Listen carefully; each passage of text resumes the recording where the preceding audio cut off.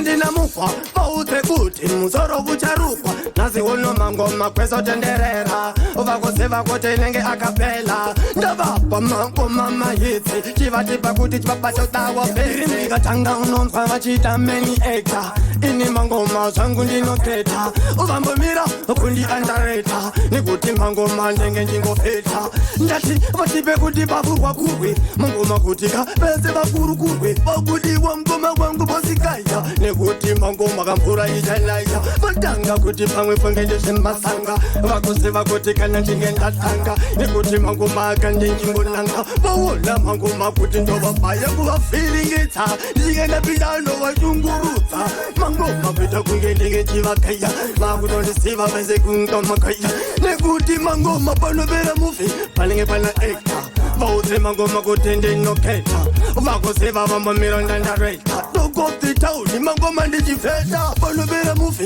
panenge pana actor vaudze mangoma kuti ndinoketa vakoseva vambomira ndandareta dokoti tauni mangoma ndichifeta vakatanga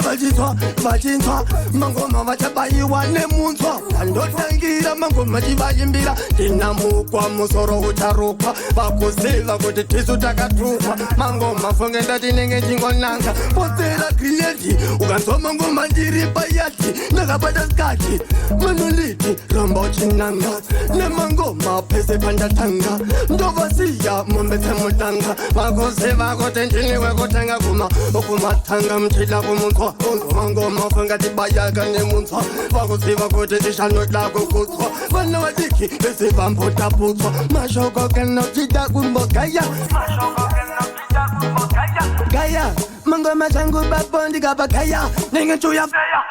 bono pera mufi panenge pana actor vaudze mangoma kuti ndinoketa vakoseva vambomira ndandareta dokoti tauni mangoma ndichifeta panovera mufi panenge pana actor vaudze mangoma kuti ndinoketa vakoseva vambomira ndandareta dokoti tauni mangoma ndichifeta kasara fungeka tuchindinyeya mangoma funge ndokusiyana papeya vakoseva kuti rangwarisideya nekuti zvangu funge saka nakambotanga ndijinzi ndokumapasi pandatsoka nanga ndibva kumuzanzi mangoma ndiri kufadza mafanzi tandokwanisa kutambisa saka ndati ndiri panet shift mangoma ndati nini ndenge ndiri paripiti kana ndasvika mfunge aisaluti I give thanks kune mafanzi anondipa chimuti saka ndakati nhasi ndatsoka ona kakati pamba netsoka ona masanzi ona nchifamba ndenge nchifamba mangoma ndiri kamba pandinozonzi chipapa chakona tigonzi mangoma ndengchipapa vese maskonzi